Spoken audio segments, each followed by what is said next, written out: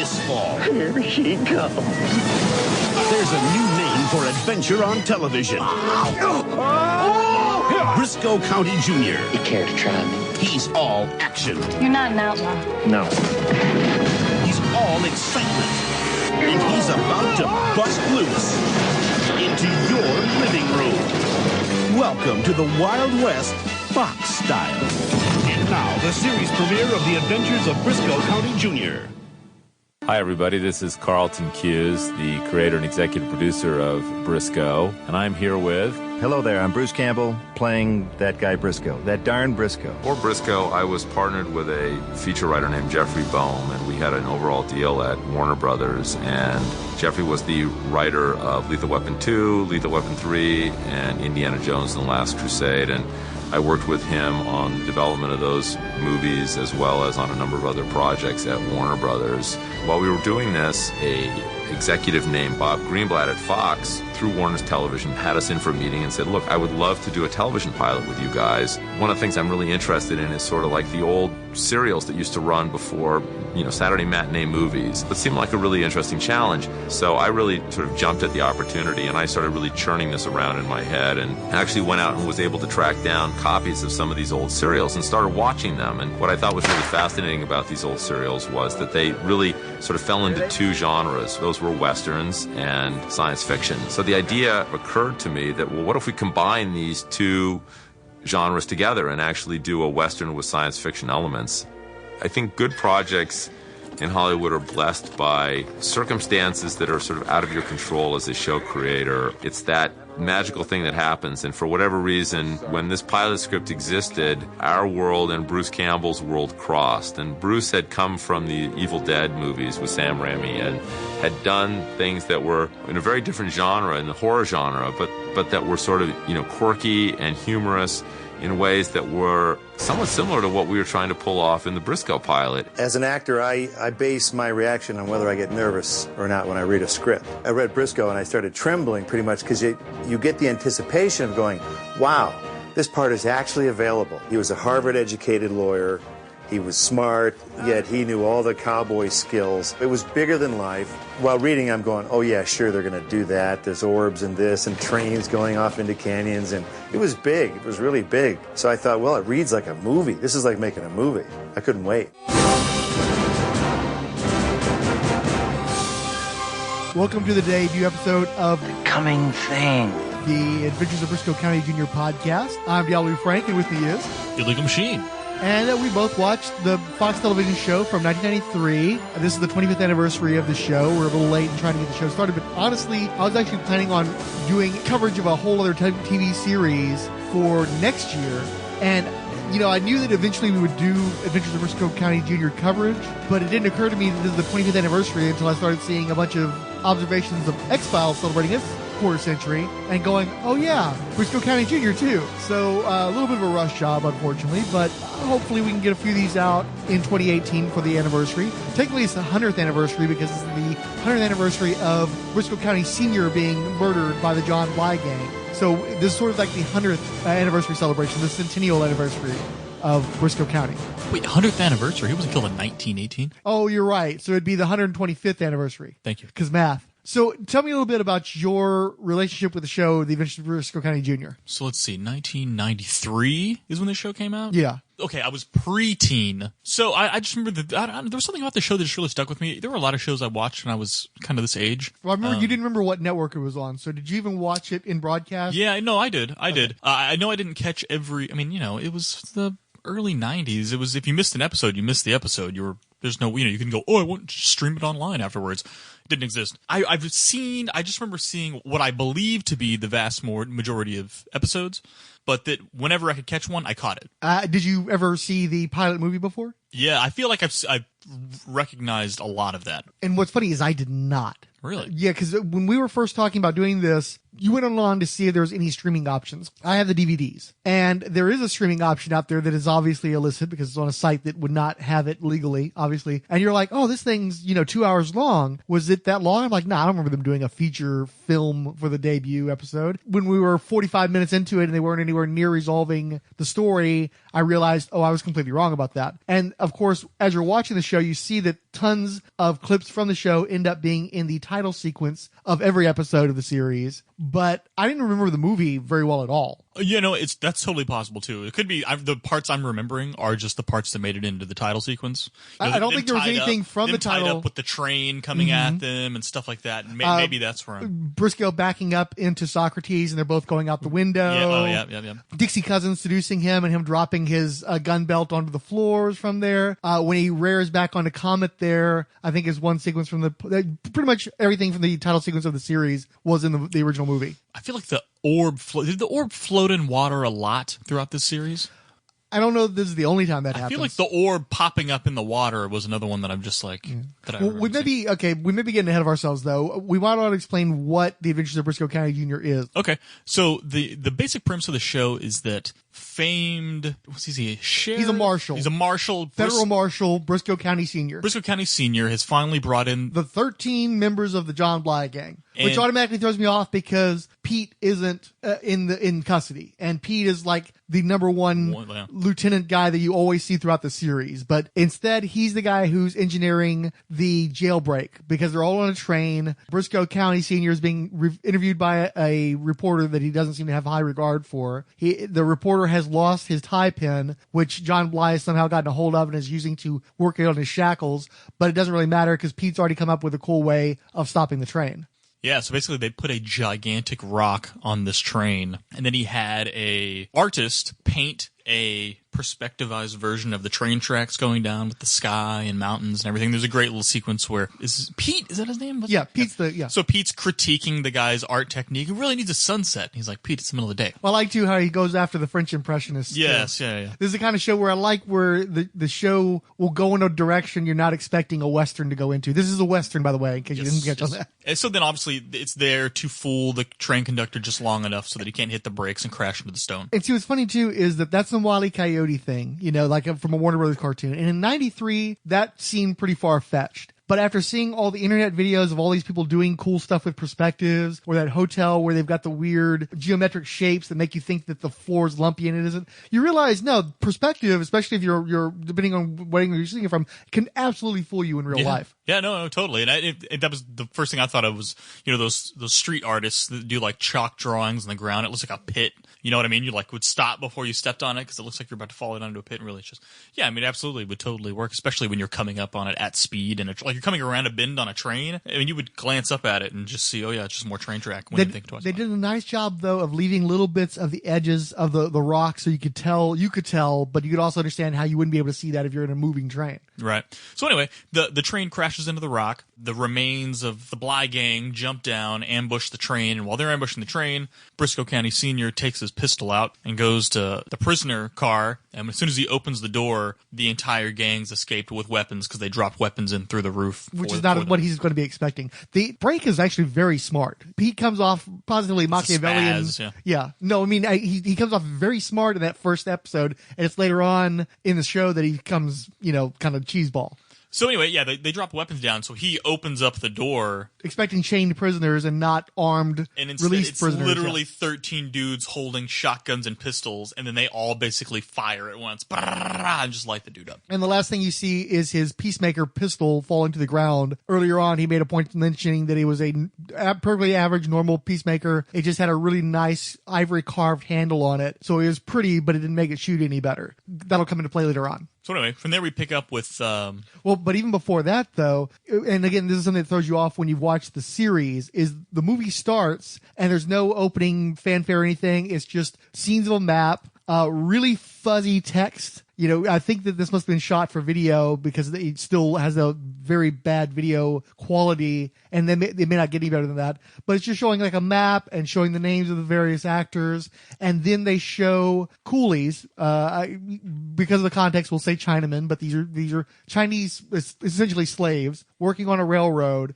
trying to dig through a mountain, and they find what's referred to as an orb, even though I don't know if that's really technically correct, because while the central mass may be an orb, it has all these cylinders, these smooth gold cylinders projecting out of it. So it looks more like an asteroid or something. It's very Sputnik-y. They pull some of these rods from out of this orb. The inside of the rods is a glass cylinder that glows blue.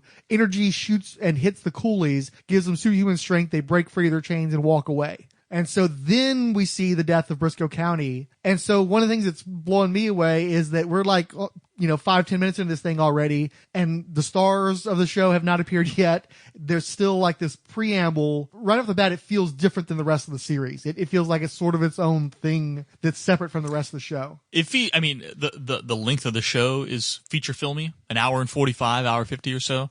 TV movie feature filmy though, so it feels really stretched out a little bit. But you can tell that's how they treated it too. You had the prelude, orb discovery, and then you go to the father's death, and that sets up all these big robber barons are all getting together to figure out who's going to go after the Bly gang. Right. It doesn't make sense for this big bad bandit to be running around robbing them all. They're trying to rob the American public, and that kind of gets in the way of their earnings. So the big story is they select Brisco County Jr. and not... Well, technically, Socrates Poole, their lawyer, and the newspapers refer to him as their lackey, is the one who picks him as the best choice, although the closest runner-up is Lord Bowler. Who was a bounty hunter. Well, technically they both are, right? I don't know. Is Brisco... It sounds like Brisco's never done this before.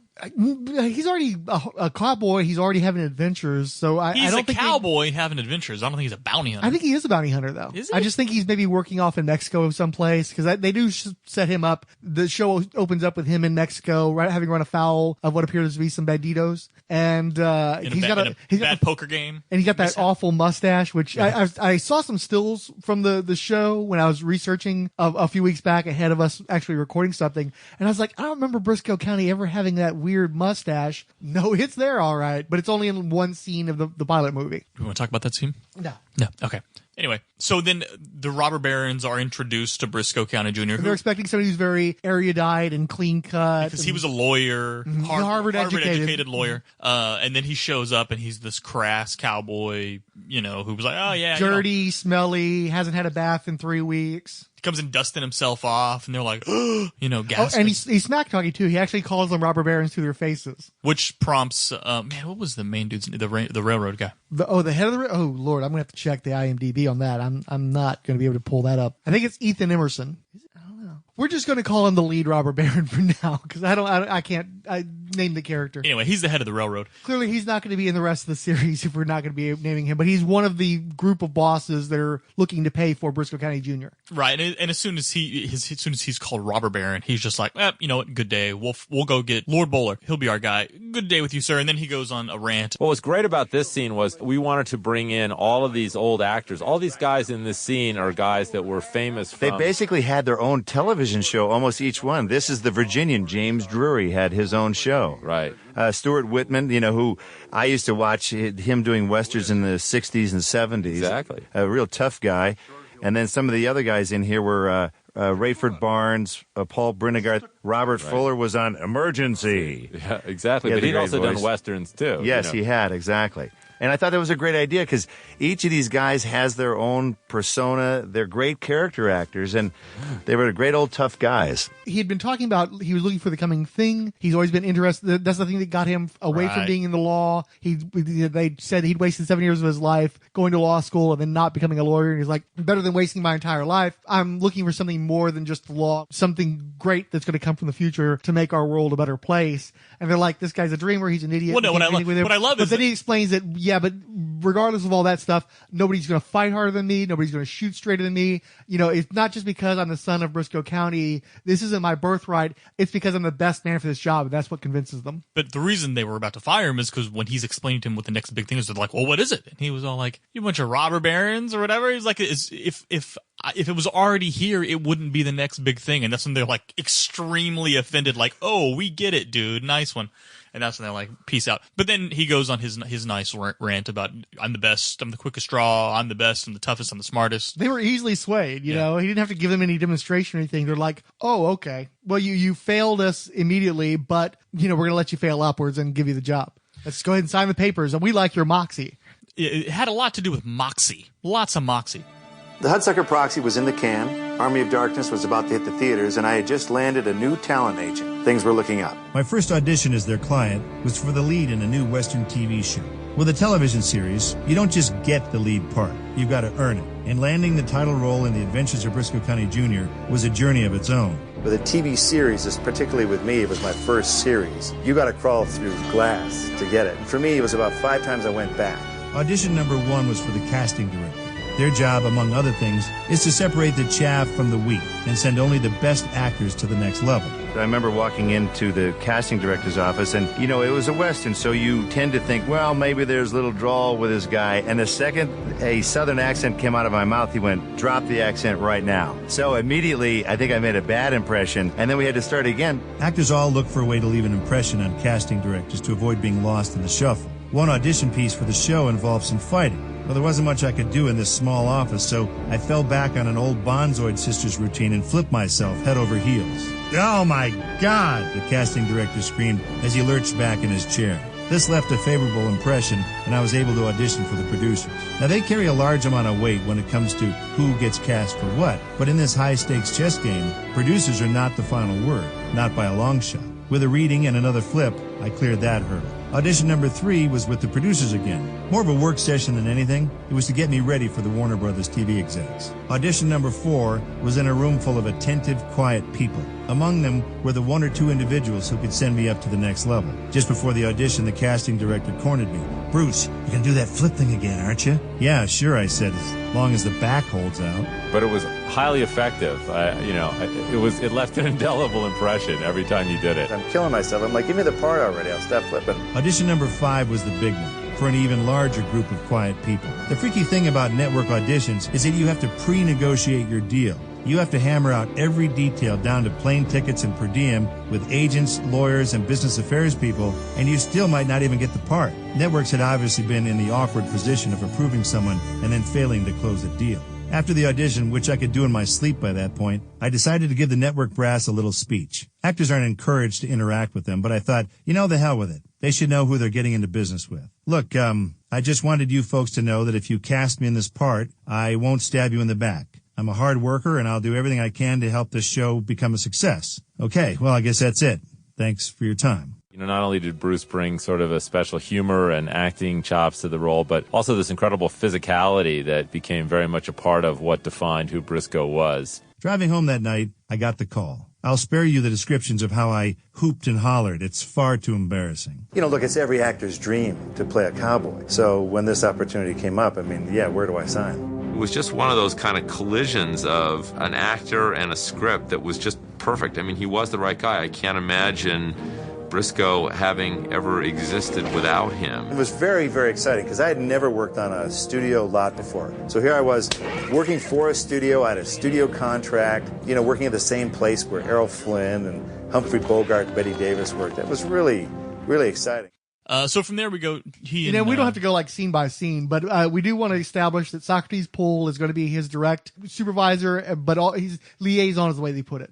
There's the money men, there's him who's going to be basically holding the purse strings and looking for reports and things like that, and then there's Brisco actually on the road trying to track down the Bly gang. And then, of course, they get an invite to dinner. They go to a dinner, and they're confronted by Lord Bowler, who basically explains that as long as Brisco County Sr. was working, he could barely make enough money to make this whole gig worthwhile for himself. And now, just when it looks like he's going to be able to finally make a living as a bounty hunter, Junior shows up and is going to ruin everything. So he says, the last person who leaves this table gets the job. And then he puts a stick of dynamite on the table, lights it. Hijinks ensue, where he was like, which was a great scene because Brisco County's like, oh, you know what? I think I'm going to be here a while because I'm real hungry. And then he opens up the menu and he's just slowly reading. And then he asks for the waiter to come over, and the waiter sees it and he's like, oh my God. And he was all like, what do you suggest? He's like, the minute steak? And he was like, no. And then, of course, they're all sweating, going crazy. And you see the waiter's kind of doing this, trying to blow it out from a distance as he's sweating right in the thing. And it was great, hilarious scene. And then he's like, I'll have the steak rare. And then he's just, run away, sir. Zoom. Yeah, he's like, thick, rare. And he's like, right away. And he runs off until finally, Lord Bowler knocks over the dynamite, cuts it with his big old Bowie knife that he'll use throughout the series. And then they get into a fight. And once they get into a fight, they get arrested. Yeah, and then Lord Bowler doesn't want anything to do with Brisco County because he's just like, look, we're going to get 60 days. This judge is harsh but fair. Just shut up and let him do his thing. And Brisco's like, starts talking. Bowler makes it clear, I got nothing to do with this guy. And then Brisco lawyers his way out of the situation. And Lord Bowler's like, oh, wait, I'm with him. But he ends up going to get packed off to jail. And that starts to show you a little bit that, yeah, Brisco may be the goofy, kooky cowboy, but he did go to law school, and he's not an idiot. Yeah. You know what I mean? Well, and once he stops trying to swagger in front of the robber barons, and also I think that it's just a clear expression of his contempt for them. He wants this job, but I don't think he can stand who he's doing the job for. Once it's just him and Socrates Poole, he shows more of his intellect. He softens a bit, even though he does still treat Poole as a bit of a lackey. And then, of course, you have the friendly relationship with Lord Bowler, where they're both fighting over the same job.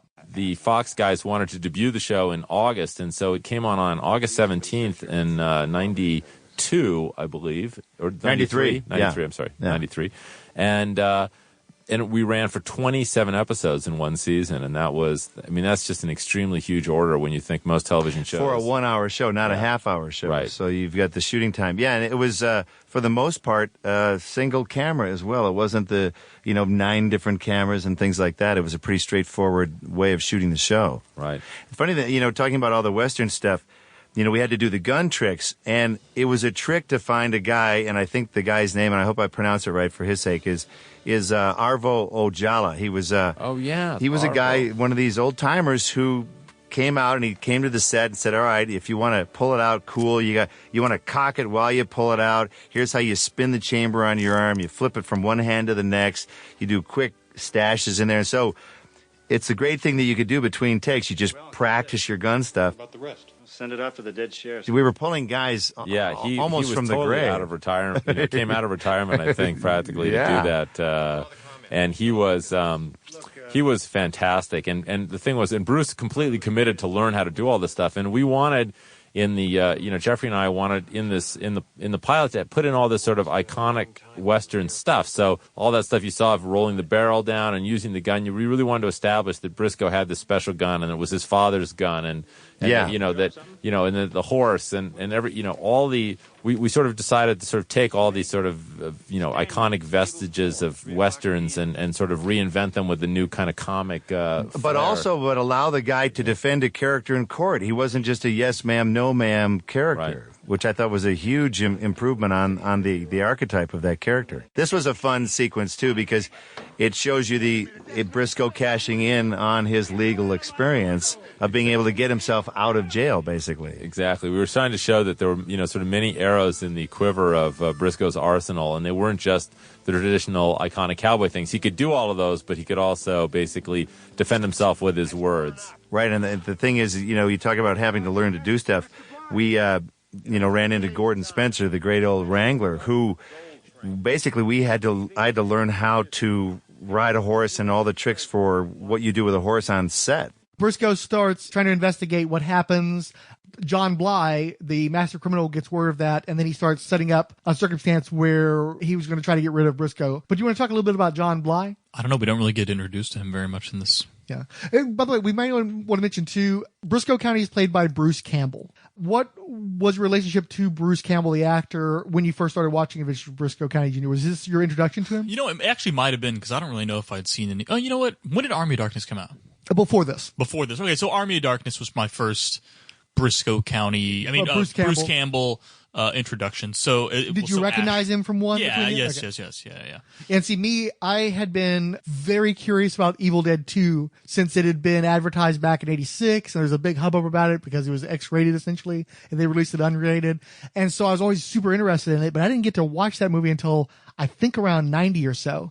And so I basically went from like Evil Dead 2, Evil Dead, Army of Darkness, all in the span of like a year or two. And so I was very familiar with Bruce Campbell. So I was really excited for this show when it was announced. So it was actually kind of weird for me because Brisco County was such a different character than Ash Williams. He's different in a way. He's still very Bruce Campbell, so it's kind of hard to separate any of his characters. I would say that the scene where he's confronting the robber barons is very on brand Bruce Campbell, Ash Williams, and I think as the episode progresses, you get more into Brisco County, because I don't think he ever played a character like Brisco County Jr. for pretty much the rest of his career, because he actually is a straight hero. He's not an very anti-hero. noble, He's yeah. not. Yeah, exactly. But initially, he comes off as being more of roguish, which falls away pretty quickly as the series progresses. And then, what about Lord Bowler? We should probably mention too, this is a large African-American man. He's listed as a half-breed, so I think he's supposed to be part Native American.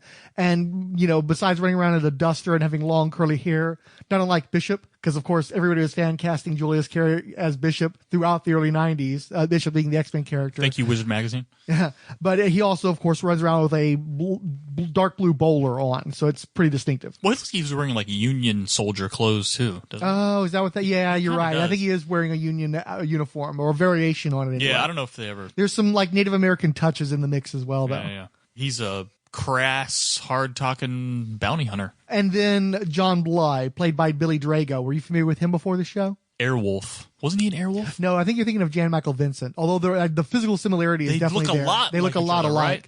So what else? He was in one of the Delta Force sequels, the Chuck Norris movies. Yeah, he played a drug dealer. I think he was doing brownface for that. I think he's playing a Latino. IMDb for him, dude. I know. Well, Billy Drago was one of these guys who was in all these horrible action movies of the 80s. That was like his always whole the thing. villain in all these movies.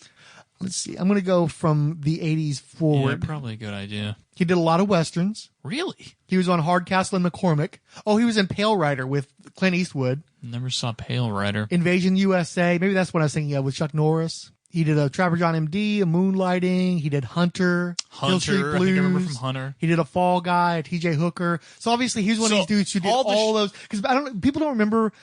Well, maybe not today because they don't do that as much today. But back from the 80s backwards, mostly, you had these actors to where they would just go from show to show to show. One week you'd see that character. The actor would be playing pretty much the exact same character, but they just go from show to show playing that character type, over and over again. And then Billy Drago was one of those guys. He was always that slimy, vicious, cutthroat type guy. I definitely saw him in Hunter and Fall Guy. There is no doubt. That is my 80s wheelhouse. Hunter, Fall Guy, Dukes of Hazzard. And I know too, one of the big one, two big ones for me. He was in Vamp, the Grace Jones vampire movie. He was the albino lead gang banger.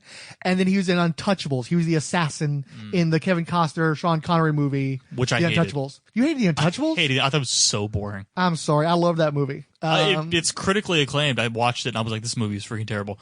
I remember like the scene where what's his name? Sean Connery gets shot and killed is like the stupidest thing I've ever seen. Well, since we're spoiling that aspect, Drago's the one who kills him. Was he the one that killed him? Yeah, oh my god! It goes on and on and on. It's ridiculous. The movie's ridiculous. That movie is special to me because I've mentioned this occasionally on some of our other podcasts, but for a time in that period, my father worked in confections or concessions. He was basically the guy who would travel from movie theater to movie theater, stocking candy bars, popcorn, drinks, all that kind of stuff. And so one day, I've talked to him and he thinks we did this a bunch of times. We did this one time ever in my life. He picked me up on a Friday when I was off from school and we went from movie theater to movie theater. And I watched several movies over the course of that. I watched The Monster Squad. I watched The Untouchables. And I want to say I caught some of the Living Daylights, even though I've checked the timeline and it doesn't really make sense. The movie would have to have been in theaters for a long time for me to have seen that one.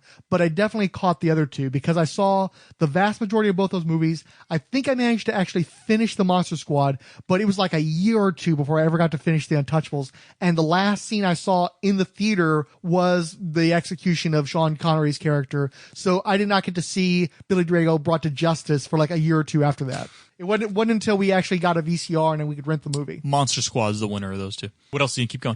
I'm not going to debate that because I do prefer Monster Squad. Even though I acknowledge Untouchables is the better movie, I've seen Monster Squad so many more times than I've seen The Untouchables. But yeah, so Billy Drago. That's it? Nothing else that he's in? You're talking about later stuff. The one I was referencing was Delta Force 2, the Colombian Connection, where he played Ramon Cota. So yeah, definitely brown face. He was in Cyborg 2. He did a Walker, Texas Ranger.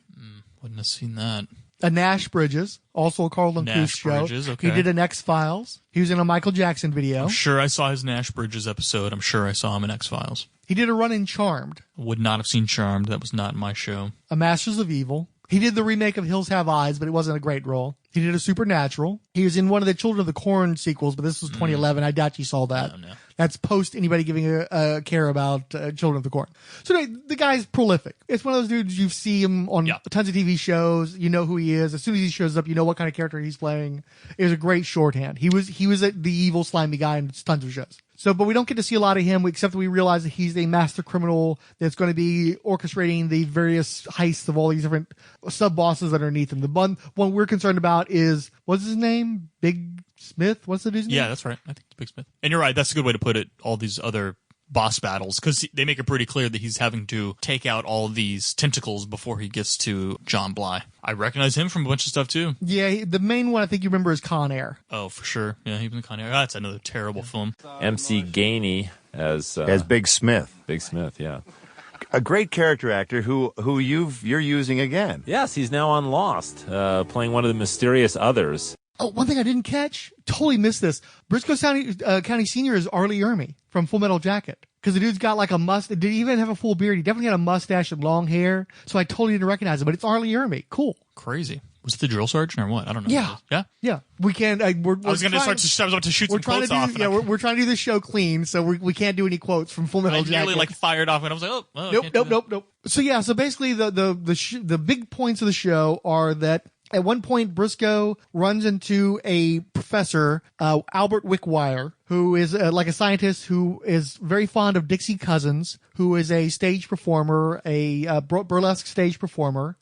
We meet Professor Wickwire's daughter, Amanda Wickwire, and we meet the people that are involved with Big Smith's gang. Most importantly, Pete, who is a gunslinger who will be around throughout the series.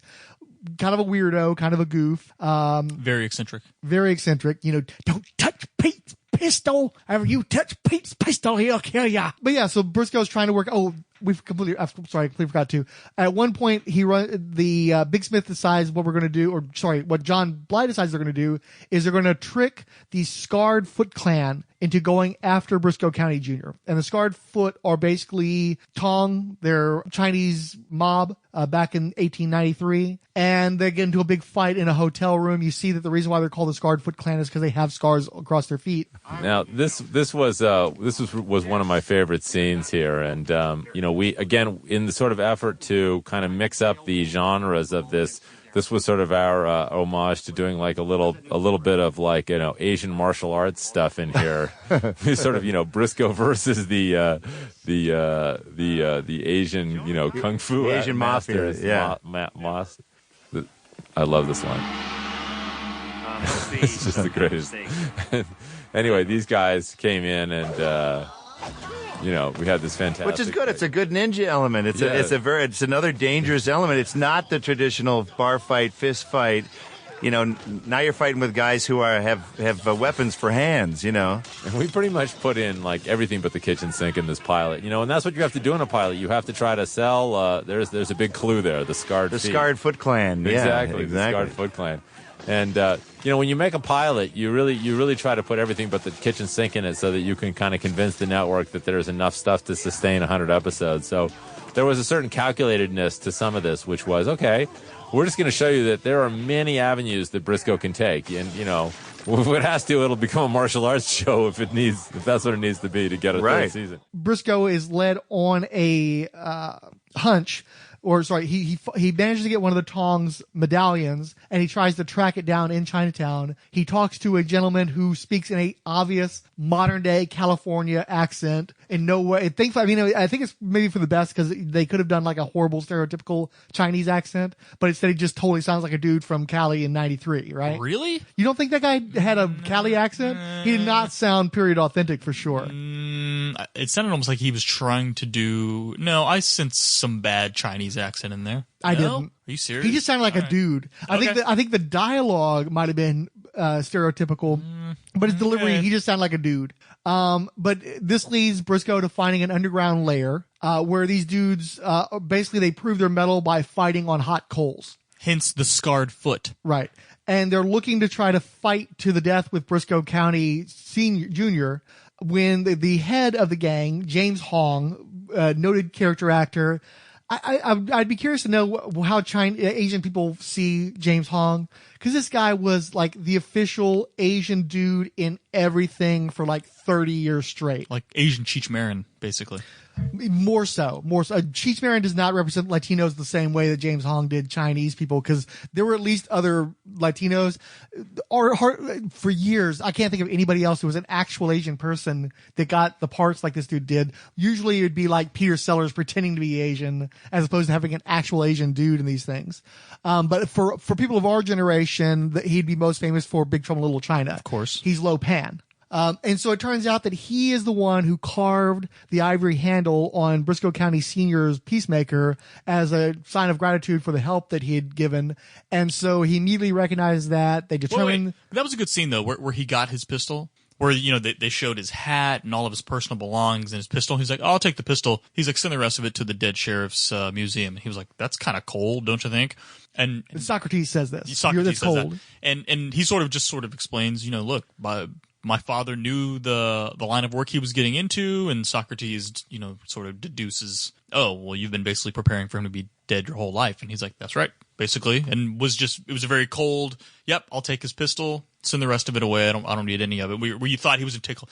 They do a very good job of making you understand that even though he's taken this job, it's not some revenge. Right. He's not that guy. Yeah. He's not doing you killed my father, prepare to die. Like, there's none of that, which I think is very interesting. Well, and there's several scenes where they test that sentiment too, and it bears out over and over again. He's not angry. He's not seeking revenge. He's trying to finish his father's work. He's trying to capture the men who were evil guys who needed to get captured anyway. It just so happens they're the guys who killed his dad, but he's wanting to capture them because the money's there and because it needs to get done. These are bad men.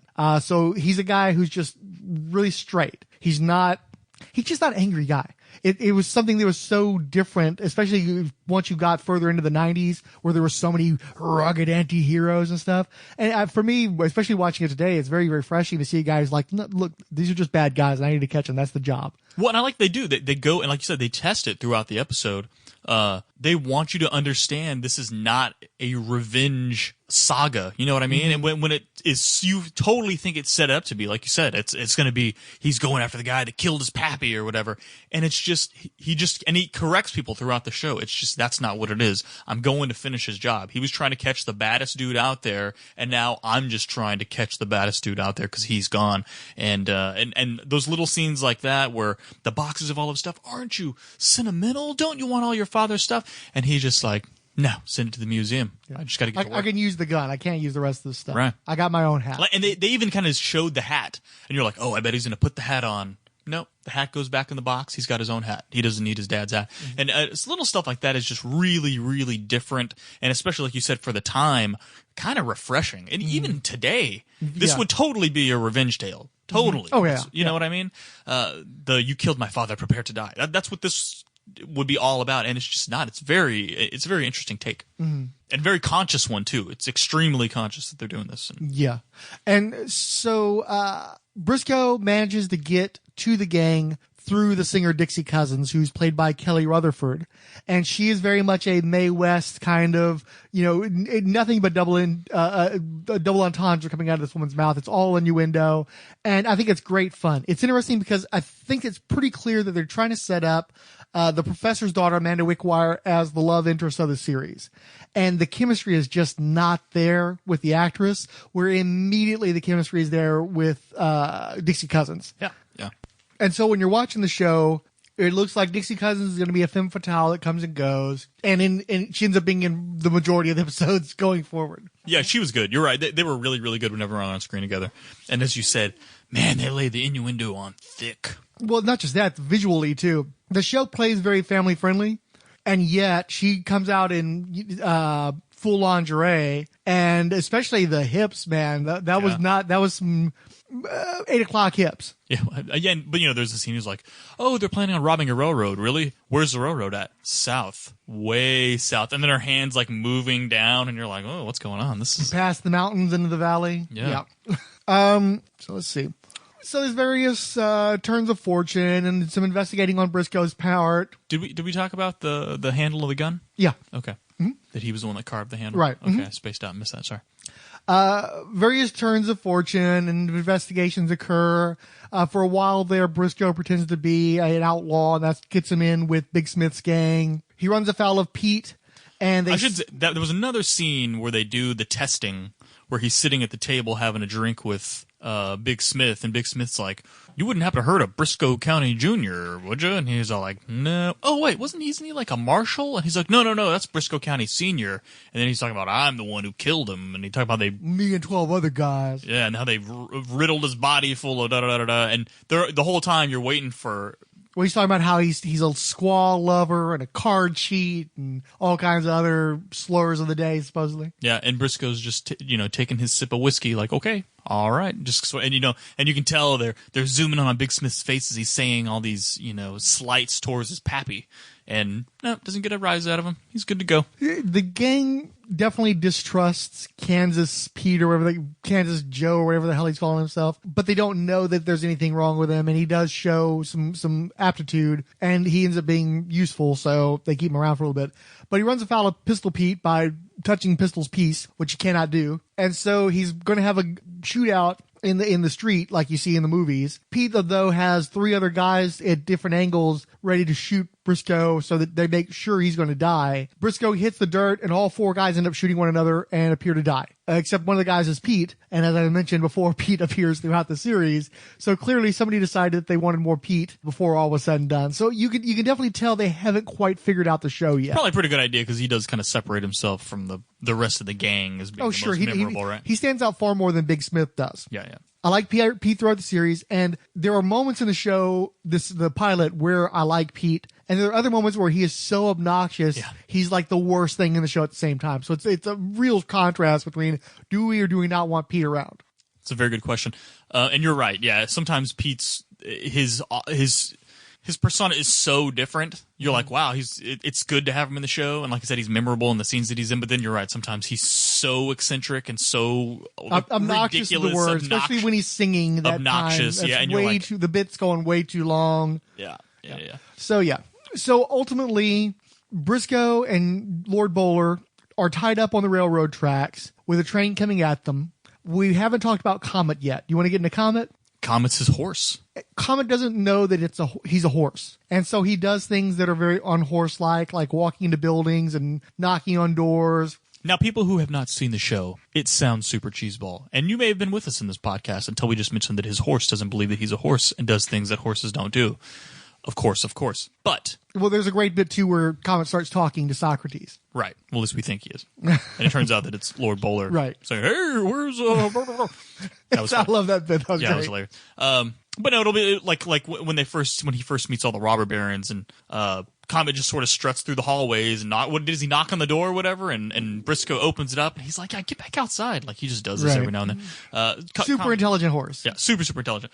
But his vulnerability is green apples. Right. So as long as you can give Comet green apples, he'll do whatever he wants. Lord Bowler placates his appetite for green apples. That's what leads him to Brisco County, which then gets him all messed up because Big Smith is also aware of the green apple thing. It blows his cover, and that's how the two of them get tied up on the tracks. But Comet is also the one who saves them, so he redeems himself. Right. So Comet stomps on the ropes to break the rope so he gets up. Today I met an interesting fellow, a professor by the name of Wickwire.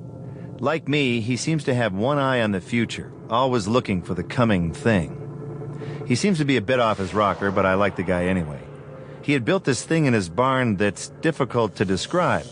In essence, it's a giant cylinder filled with fuel that, when ignited, will cause enough thrust to lift the apparatus off the ground at a great velocity. Very fancy vehicle. In fact, it came in pretty handy today when I needed to make up some lost ground in a hurry. We laid it out horizontally and set it on a railroad car, lit the fuse, and let her rip. I have to say, it was one of my better schemes. Now, if I only knew how to stop it.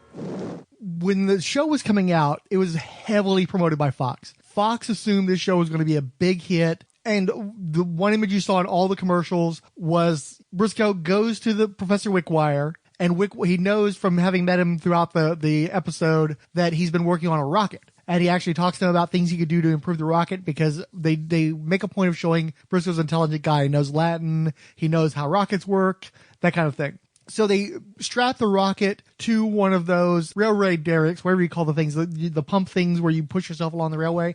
And so he rockets after the train that they're robbing that's full of gold and also happens to contain the orb. And there's a fight ensues. Big Smith ends up falling off of the rail, off of a... I guess we never say the government seizes the orb. Did we mention that? Because we didn't get into that. It's supposed to be taken to the Smithsonian to be studied. Yeah. Because it obviously has some sort of special power. Right. But they show that very early on and make you kind of forget about the orb. Yeah. Yeah, because again, there's a sci-fi element from the very beginning, and then a little tiny bit of it in the middle, and then at the end it pops up a little bit one more time until it pops up in a big way. So Brisco uses the orb to deflect a bullet being shot by Big Smith, then throws the orb at him and knocks him off of a bridge into rapids where he drowns, apparently. The orb is bouncing in the water and disappears, and so this is another loose thread that's going to pick up later on in the series. Brisco goes back to town, and he confronts one of the robber barons, because it turns out that he was the one who had tipped Dixie off to the gold bullion carrying train. Because they mentioned he wanted to get the orb, since the orb was being seized by the government, because while it was his coolies that found the orb, he owns the track, he doesn't own the land, it's government land. And the government feels like they need to have a thing that can give you superhuman powers, and he feels like, no, he ought to have that. So Brisco County confronts the robber baron, one specific robber baron, the one whose coolies had found the orb. Oh, no, I don't remember now. So they make a point of saying, hey, nobody, that's fine that you know that a train has gold on it. The important thing is you need to know the train schedules. The train schedules are very closely guarded, and that's where Brisco puts two and two together. That there's got to be a mole or something. That someone who knows train schedules must have tipped off Dixie that could tip off Big Smith to then know where to set the booby trap for the train. I do wonder if there was maybe some stuff that got cut too, because they make a big point of how the rock that was painted at the beginning of the show, you would take somebody with special skill to do that. They managed to track down who that person is, and then he fled town, and then nothing ever comes of that again. Yeah, you're right. So I don't know if that's just part of showing the detective skills of Brisco County as a way to show his intelligence. It doesn't actually end up contributing at all to the resolution of the story. Except other than the coincidence that that's where Dixie happened to be playing that night. Well, just because they were discussing that revelation. Because Dixie is Big Smith's girlfriend, and that's how she gets dragged into it. But the robber baron is Granville Thorogood, who's played by Stuart Whitman, who's probably best known for the Comancheros. He was in tons of westerns. He was just one of those character actors who was always in the westerns. And so he reveals that the whole thing was so he could get his hands back on the orb, because if the orb gave the coolies these superhuman strength, what will it do for him? And he starts manhandling Brisco County to demonstrate his power. Because there is a quick scene in the beginning where the dude from the Smithsonian is telling him, I'm taking this back to my lab, and he's telling the guys, load it up. And Thorogood walks over to the tent and closes the sheet. And that's when he goes and he pulls one of the rods out, I imagine. So presumably, he recognizes its power and then wants even though it more. he turns it over, but he did empower himself before turning it over. Yeah. And there was also a bit where the government terms the orb as an unearthed foreign object. And one of the government guys is like, that's a mouthful. And then they just write UFO onto the box. So awesome. It's hilarious. What's a UFO? It's clearly a Western, but they want to make sure they tell you right up front, look, don't freak out when we bring sci-fi stuff into this. We've literally got a box that says UFO on it. Be cool about this, okay? And thus you have the rocket, that they're letting you know in the advertising. They're very straightforward. If we have rockets on this show, maybe this isn't a typical Western. Brisco's getting manhandled by the robber baron, but the robber baron then starts suffering the ill effects of his exposure to the orb. His eyes go black, his cheeks go sunken in. It's very, very stage makeup-y. He looks like he was supposed to be like Dr. Jekyll or something. Dr. Jekyll and Mr. Hyde, yeah. And then he falls onto a table, and through some really cheesy digital effects combined with some practical elements, he turns to dust. I liked it. I liked the effect. But it was very pre-CGI. It reminded me a little bit of some of that weird face stuff that they were doing in the black and white video of Michael Jackson. But it looked so squirrely to me, I wasn't that into it. I don't even know if that was CGI. I don't think it was CGI. I think that was an old practical camera effect where they sort of fade to a mannequin or fade to a... I don't know what it was, but it just didn't work for me. I liked it. I thought it was cool. That's cool. That's different strokes. And so we set up that, John Bly's still out there. there. Brisco goes to his father's grave to show that, he loves his father. He's going to catch the men who killed him and just kind of continue his work. And that's pretty much the end of the Well, they episode. also set up that he's got to find out what's going on with the orb. There's curiosity about what's going on with the orb because the orb appears to be the coming thing. The coming thing, what he's looking for. That's right. A few things we didn't touch on. Did you know Julius Carry from anything else? Who? This would be Lord Bowler. No. I only know him from Brisco County. He's probably best known for The Last Dragon. Was that Bruce Lee's last movie or whatever? What was The Last Dragon? Or the Bruce Lee... He was shown up. It was in 1985, so no, it's a wrong. popular 80s movie. If Fix It were here, he'd be crying sacrilege right now. Sorry. And he was in tons of stuff. He passed on, unfortunately, 10 years or so ago, about 10 years ago, yeah. But he was a character actor who's in tons of stuff. I mean, when you're that tall, you have that great bass voice, you're going to get a lot of work. There are a ton of other old Western character actors in this show, too. The Virginian himself, James Drury, was in this one. Paul Brenninger from Rawhide and High Plains Drifters in it. Rayford Barnes from The Wild Bunch. Robert Fuller from tons of 70s shows mostly, but he was also in The Return of the Magnificent Seven. And the judge was played by Burt Remsen. And this dude was in tons of stuff, including Dick Tracy and a bunch of other movies. This guy... He was always popping up in flicks in the 70s especially. What about Socrates? Is he honestly, anybody, or do I just know him? I think you just know him as Socrates. He's done some other character work, but I can't name anything. He was in The Big Lebowski. He was in The Fisher King. But they're such small parts. Apollo 13, but really small stuff. I always know him as Socrates Poole, even though I've seen him in other stuff. The big one, though, because he was driving you nuts, is you couldn't remember who the hell Professor Albert Wickwire was. Yeah. And you still haven't figured it out. No. Okay, now... When I was coming on to watching the show, I knew him best from Night Court because he played Harry's eccentric dad on Night Court. Yeah, maybe that's where I know him. But, of course, he was already famous before then for playing in The Addams Family. He was Gomez Addams. Oh, shoot. Oh, darn. Yeah, that's got to be it. Addams Family and Night Court has got to be where I know him from. Yep. And I love John Astin, so I was so happy to see him. And he's so great. He's basically playing Doc Brown. Right. And he's great at it. It's great fun.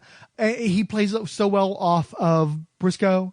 I still suspect that they didn't intend for him to be a recurring character, but it was clear that should be the case by the time you saw the pilot. So rewatching the pilot today, what did you think of it? It was slower than I remember. Lugubrious, yes. It was, yeah. But like you kind of mentioned, like in the early part of it, they're setting up. It's a pilot. They're still figuring it out. Yeah, they're figuring it out. They're setting some stuff up, but there's still enough in it that has really got me like, what the heck happens with this orb, dude? Right. Like, the orb is such a great. I don't know. The orb is so fascinating. I love the design of the orb. Mm-hmm. The fact that there's just no, they don't do the whole prelude of like a comet hitting Earth, right? And then you talk about like you've got no clue where how long this has been here, where it came from, exactly. What are the true extent of its powers? Why did it work for the rail workers? But they came out fine. Thurgood. Yeah. Lots of intriguing stuff there, and then by the way, a brief true story. Again, while researching to do this podcast, I found a person who was apparently a fabricator working on this show, among other shows, who still had an orb. And I actually reached out to that person to contact them because apparently it was available for sale, although no prices were listed. And I was just inquiring because, it's a prop from a movie, so that could be pretty darn expensive. But this show was a pretty big failure. I mean, it had a cult following. It did okay on cable, but even though Fox had expectations of the show, those expectations were not met. It was canceled after one season. So it's like, this could be attainable. I could get the orb, the coming thing, but the person never replied to me. Oh. So, but I feel strongly enough about the show and about the orb. I actually did reach out to the person trying to buy one of the orbs. We should reach out again and ask for an interview for a podcast. Well, if you didn't reply when I was looking to, give them money, I doubt that they're going to reply, yeah, I'll do a podcast for free. Hey, man, I'll do it. Because everybody doesn't have 3 podcasts already. Oh, he's probably got a podcast. We should probably look at him. He's got the Orb podcast. We're totally already behind starting this one. I know, we're totally stealing the name. Oh, I got the Orb as my podcast. By the way, if by chance I look it up and it turns out there is already an Orb podcast, we're going to call this thing The Coming Thing. Gotcha.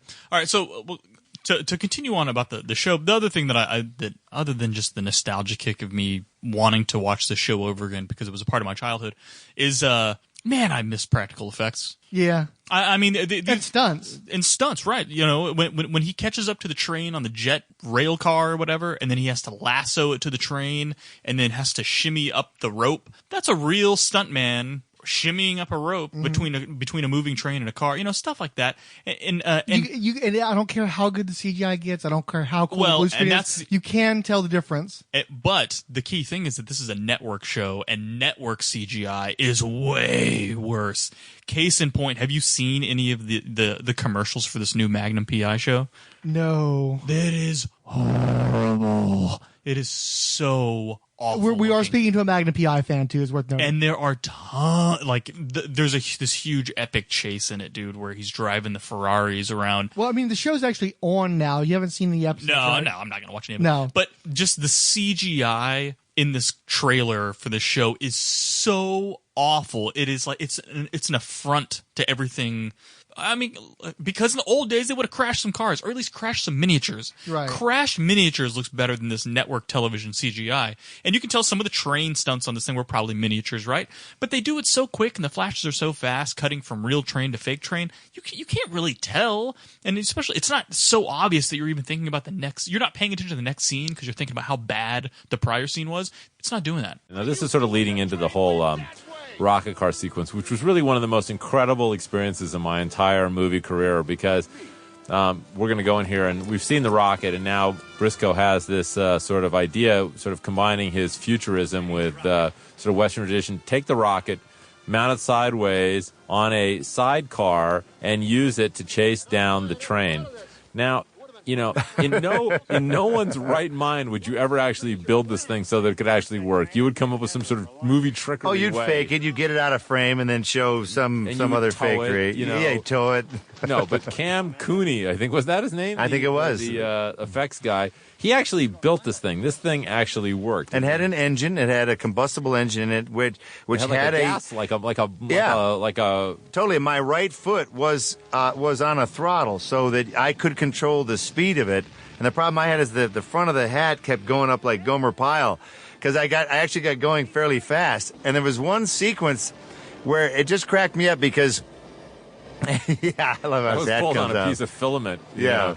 But it's a thing. But Bruce was actually riding by in that thing, and I remember at camp saying, "Now, Bruce, you got this little button here, and now this button puts the flame out now." But you got to be careful because the flame will go like 20 or 30 feet. So just make sure no one's standing behind the rocket car when you light this thing off. Yeah, I'm like, thanks, Cam. Thanks a lot. But there was one sequence where Jack Green, the DP, was laughing afterward because he goes, when we were shooting this and you had to try and come up from behind on the rocket and catch the train, I actually had to come from behind, from around a corner in the same shot and try and catch up to the train. And if I came too fast, I would actually ram the back of the train. So I had to... And meanwhile, I'm getting my rope out because I have to lasso the thing. So I have to at least start doing that on camera for real to get the stunt guy into it. You have to get that far. And I thought, this is the most ridiculous job anyone could ever have. What did you do today, Daddy? Oh, I chased a train on the back of a rocket. And then I lassoed it and crawled across and got on top of it. So this was an actor's fantasy in many courses. It's a difficult show. It was hard on everybody, but where else would you do this sort of goofy stuff? And it was great watching these stuntmen actually do these transfers. That's what they're called. Yeah. They're called a transfer. And, we had one horse, this horse Boss, that was just for that stuff. And the Wranglers had a thing called a step. One of the stirrups that was the closest to the train, you'd put just a step so your foot could not get stuck in a stirrup, because if you jumped off and got caught, you could get dragged by that horse. So you just jumped off a metal L-shaped thing and right on, and I'm still like, forget it, man. I'm not going near that. But they were. I mean, the train was going, 15 or 20 miles an hour, and they rode right up to the side of it and jumped on. Yeah, now this is where the stunt coordinator kept yelling at me the whole time, because I kept telling him, look, how hard could it be? I can just get my legs over and I'll just go from the train to that and they'll just shoot it. This is Clint Lilly, thankfully, doing this for me. And I just did a few feet at the end, but we're starting to get mad because he saw it in my eyes. He thought that I wanted to do it, and he went, you better not do this, because if you fall, that rocket's going to run over you. And I went, all right. So it's very tempting. You get in the moment, you go, well, I've done 2/3 of this. Let me go the rest of the way. And it was neat, the interior of the train, that they actually had a real interior that you could shoot in. And who knows if these things are even around anymore. I know. It was really great. It was such a touchstone to sort of the whole history. That was actually, I think, maybe the only process shot we did was this trestle sequence here in the whole show. Right. Now, this is miniatures again here, right? Miniature. That's a miniature, and that's a green screen shot out the door. But this is, you have to realize, was way before those things were done. And so now that fall was a miniature. That's a miniature stream. You can see the water looks slightly like an old King Kong movie, an old Godzilla movie. But it accomplished the effect. You saw what happened, and exactly. At the time, there was still high budget. Even to have a miniature was just high budget. Yeah. This was actually fun because, again, now you're on a real train, going down the tracks, running up along the top on the wood, and it's where every so often your job feels like it's real. You don't have to fake anything. Right. You're just doing it. Now, of course, this is cut in with miniatures here. I did not actually crash this train. So this is all a miniature, little tableau here, which I thought, again, done pretty well going into the big finale here.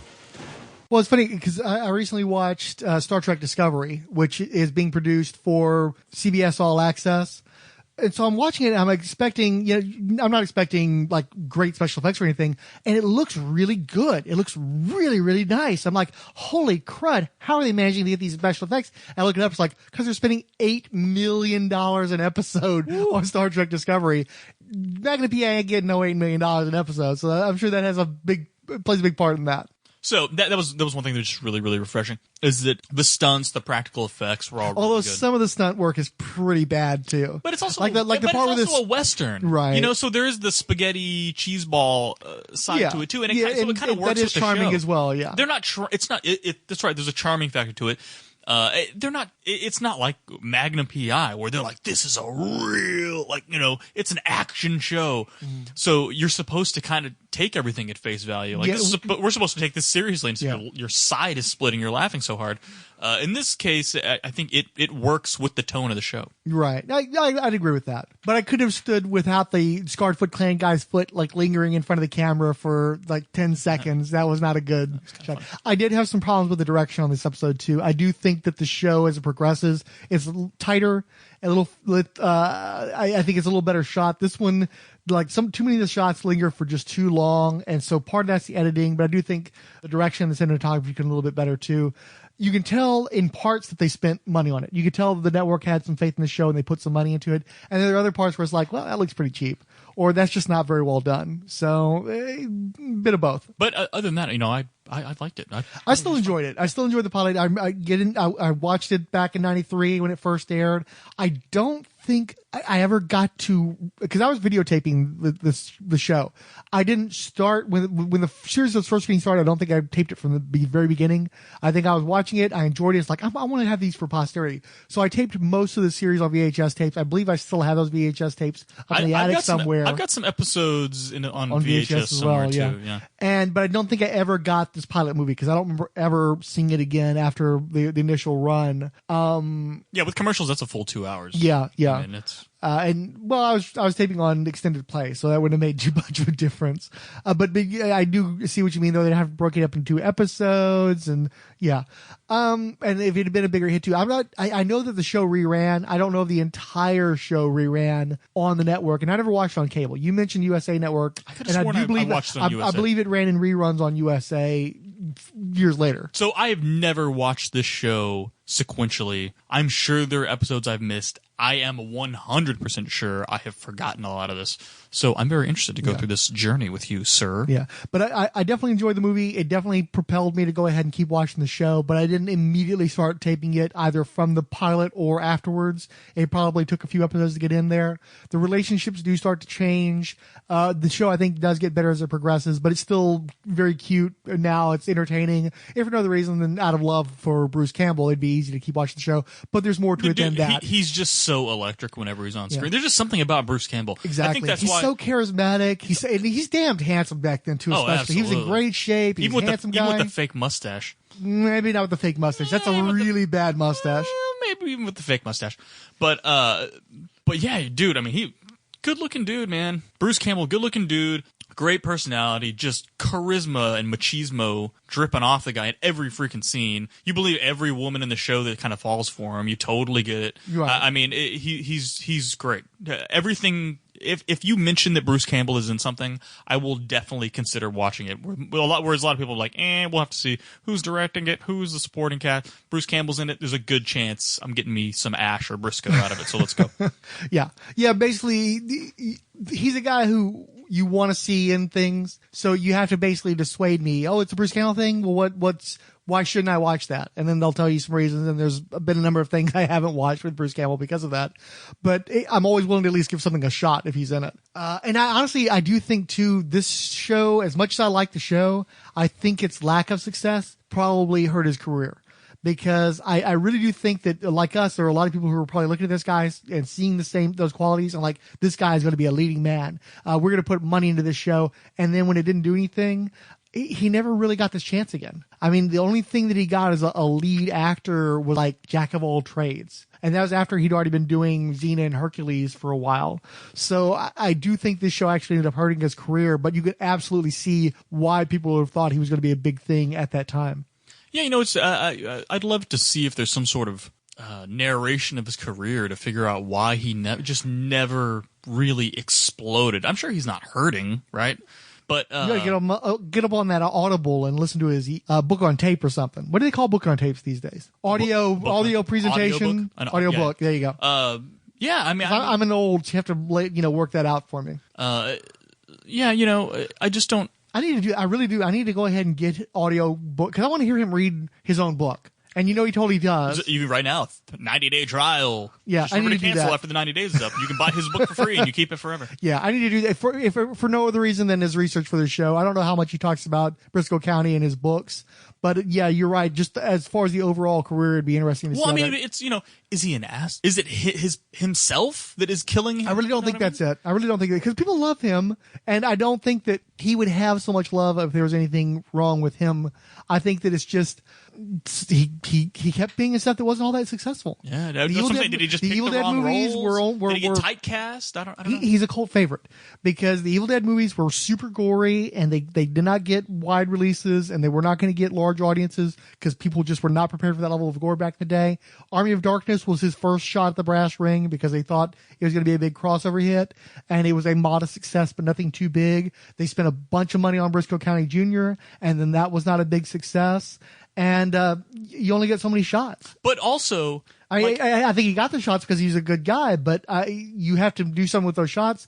And but part of it is the material. He's a kind of a quirky guy, and he does quirky material, and that doesn't always go over. Now, he might have done it much better today, but in that time, I don't think people were ready for any of the things he was in. But he seems like a guy that you couldn't have him co-star, right? But he does. Well, I know, but I mean, I feel like if I was the star of a movie and you're going to cast Bruce Campbell, deep down, don't you think everybody's you're afraid he's going to steal your scenes? Yeah, you know what I mean? I can see that. There's almost something like that too, where it's like, so he can't quite make it as the leading guy, but you never want to have him be second piece because he detracts from you. Yeah, yeah. So he kind of maybe is in this weird.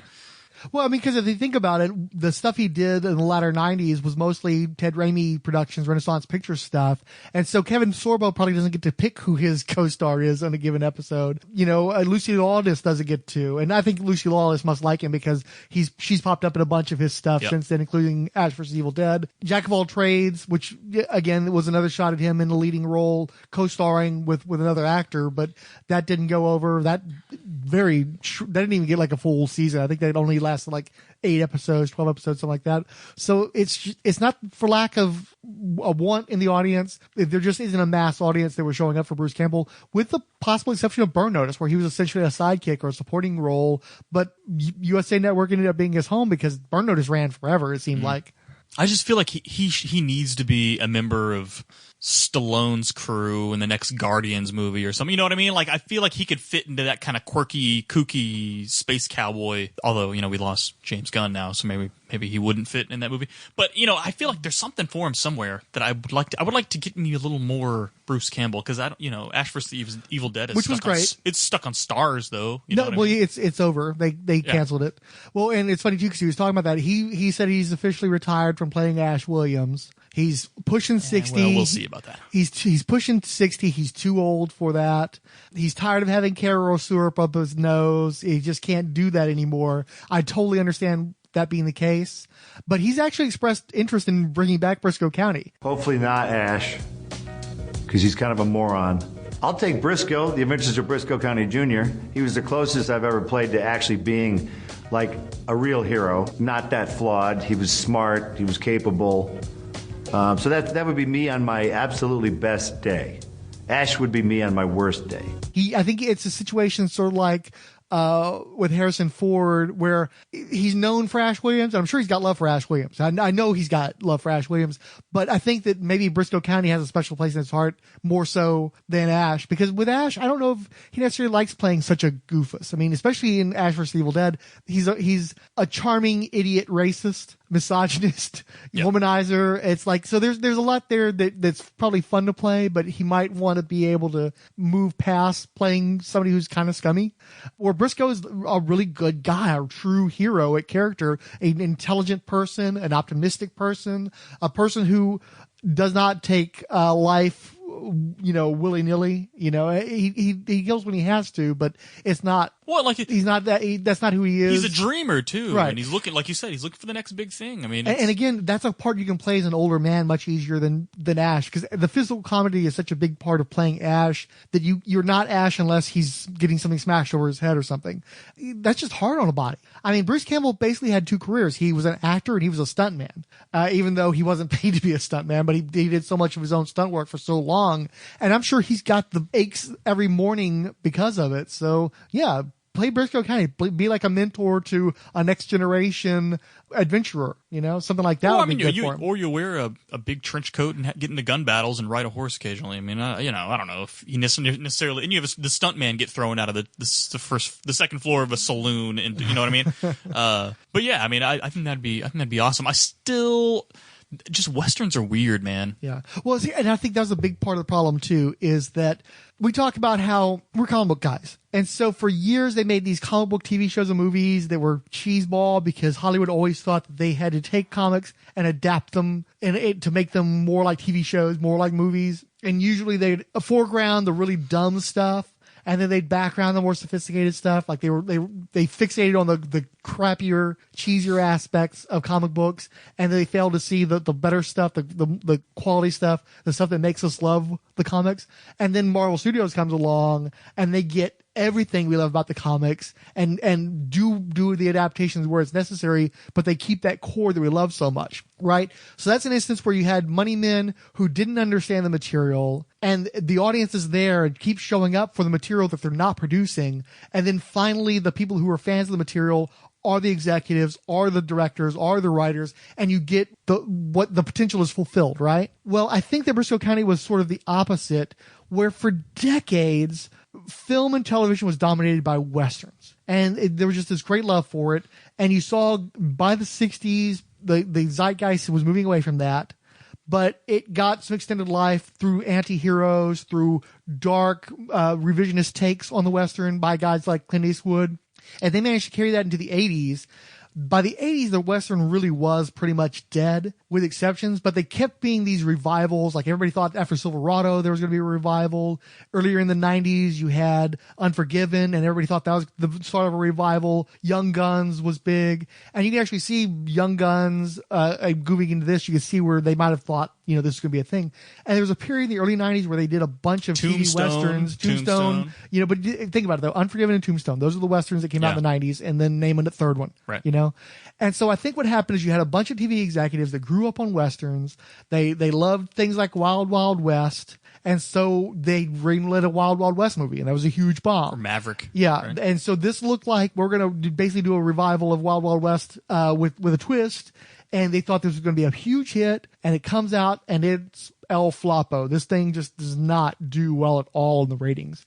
And I think that was a situation where the executives were making the show that they were fans of, the stuff that they grew up on, the stuff that they understood, but the audience was no longer there. They may have made the best possible sci-fi Western you could make, but if there was nobody there to watch it, And you knew that people were going to show up on Fridays because the following hour, X-Files was coming on. And that show built up over several seasons. It started out as just like a minor thing, but it was enough of a cult hit where it got season after season, ended up running 8 seasons. If I recall correctly, it was 8 seasons that the thing ran.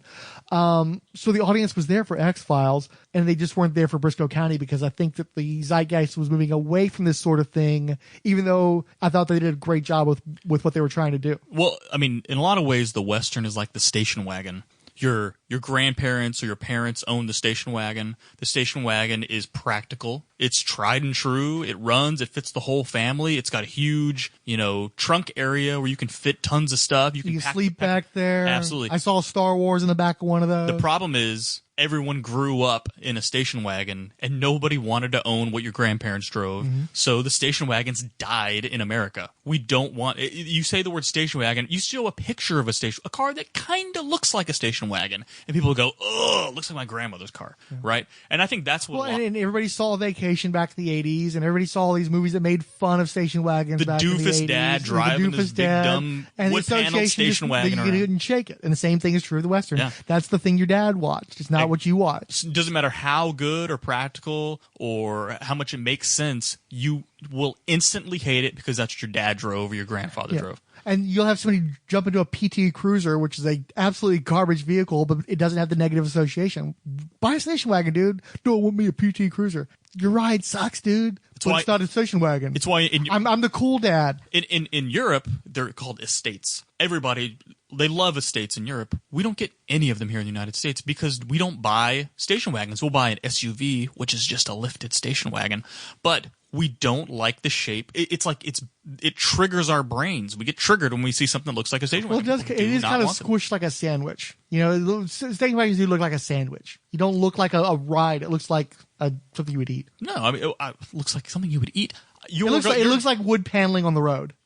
Okay, no.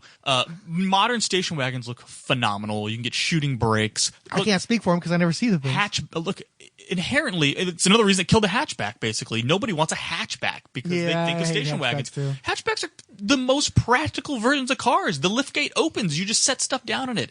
You get a huge orifice to put stuff into. It's not a trunk that opens up. And these trunks are huge and they're deep, but you only got a tiny little door that opens up for you to actually put stuff in. You're trying to angle it, or you know what I mean? You can't do it. With hatchbacks, you fold the seats down. You fold the seats down. You can slide stuff in. They're by far more practical, but because they look like station wagons, people don't buy hatchbacks here in the United States. The rest of the world, everybody loves them, and it's because they're practical and they make sense. But again, it's the Western. For some reason, us Americans, because our grandfathers and our fathers drove them, or our crazy old aunts or our grandmothers, we don't want it. And I think unfortunately that's what this show suffered from too. People just were out on the Western, and all you had to show was a dude with a slicker and a hat on a horse, and they were checking out, and they didn't want any part of it because it had to be lame. Whether it was or not, it didn't matter. It's a shame, just like the station wagon, bro. This pilot, this was filmed by Jack Green, who shot Unforgiven. Right. Mike Hancock was my makeup guy. The stunt guys who worked on this had done a lot of Westerns before. This was a first-class pilot shot by Brian Spicer, who I think at the time was sort of a young whiz-bang.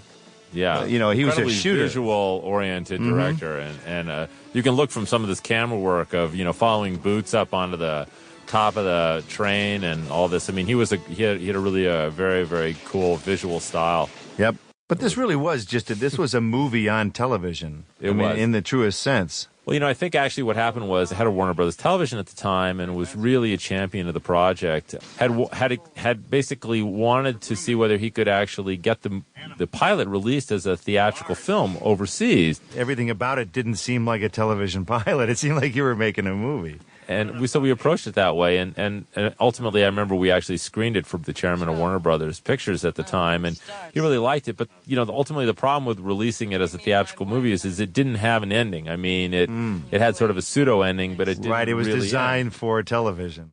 Now stay tuned for scenes from next week's Brisco County Jr.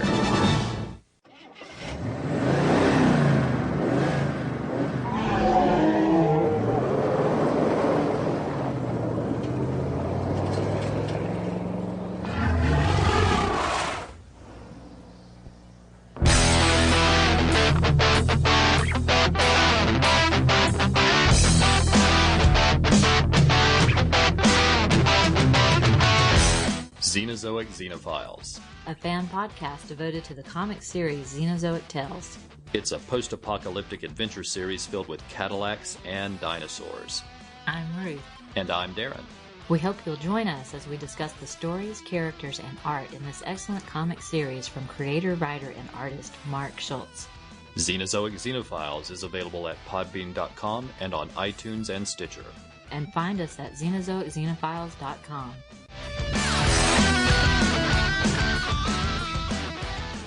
In 2018. Oh, we believe the secret agents had all that stuff, man. Your mission, should you choose to accept it. My son wants to bond over any kind of spy. Secret agent man, Wild Wild West. My spy, man from U.N.C.L.E. The Avenger, James Bond. Our man, Flint. Bonding Agents, the father and son spy-fi podcast. Your assets. Old dude. Diablo Frank. And the program's about spies and science fiction. Available through Shout Engine and the Internet Archive, through iTunes and similar podcatchers. It's not really something I think that most Americans could understand. Bonding Agents is a Rogue Spine podcast.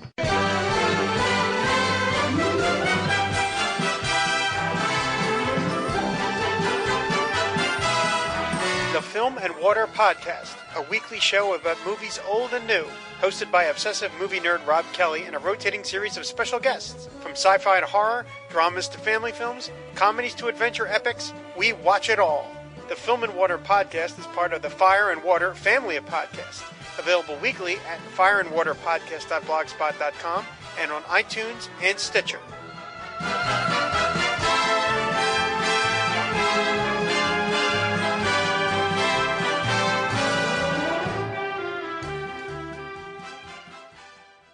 Next week on the adventures of Brisco County Jr. The power of the orb is wonderful, but in the wrong hands, there's incomprehensible danger. What's in the crates, old man? You take the one on the left. I'll take the one on the right. Brisco's not dead.